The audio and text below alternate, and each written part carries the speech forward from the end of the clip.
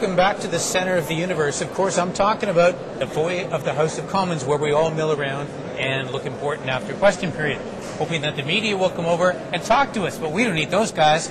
We have our own media. This is MPtv. Thank you very much for watching. Now, my guest today is a member of Parliament from Moncton-Riverview-Dieppe. Did I get that right? That's right, Garth. Brian Murphy, Liberal Member of Parliament. And you were Mayor of Moncton, right? I was indeed, yeah. Now, Moncton was the first officially bilingual city. Is that right? That's right, August of 2002, the first officially bilingual city in Canada. All right, so this guy obviously is an expert on bilingualism, on official languages.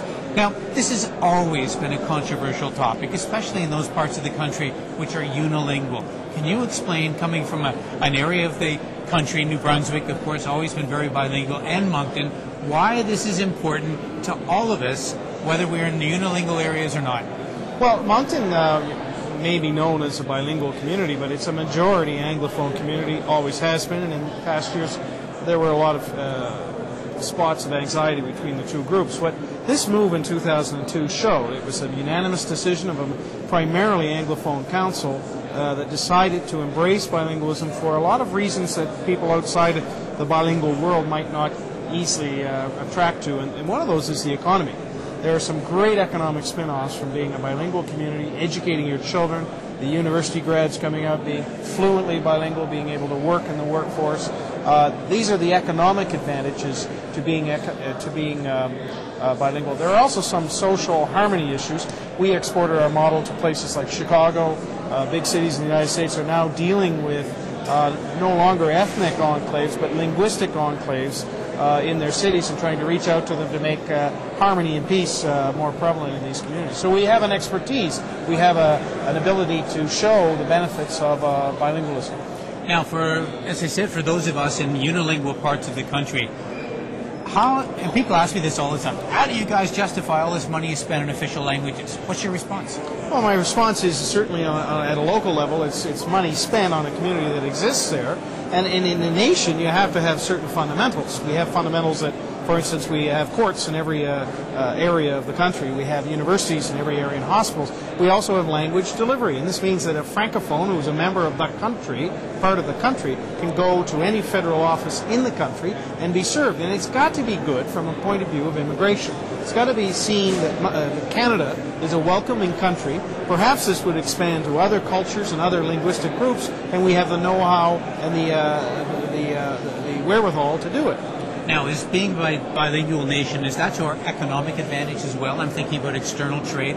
Does this make us more attractive around the world? Oh, absolutely. The French language, unlike a lot of other, I'll call it the old world languages, clearly English is the dominant language of the world, but the French language has not shown any regression. It's a language of growth in many parts of West Africa.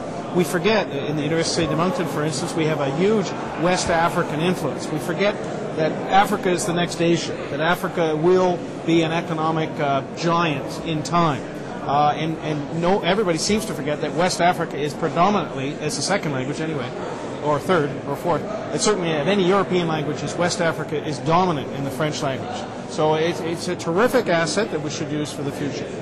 All right, last question. You also serve in the Justice Committee here. Yeah. Now, we've heard a whole bunch about this Court Challenges program recently.